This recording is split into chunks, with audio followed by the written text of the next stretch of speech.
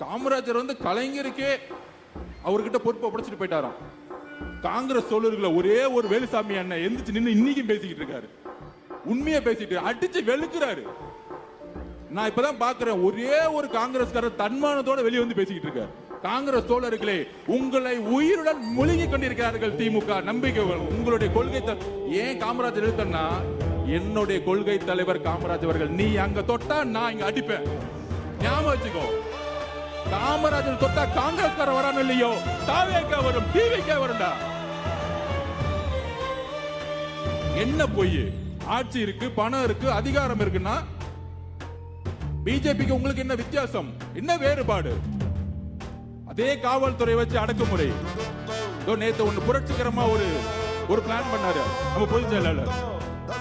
திருவள்ளூர்ல 10 வயசுல ஒரு பாலியல் பலாத்காரம் 9 நாள் ஆச்சு, கண்டுபிடிக்க முடியல.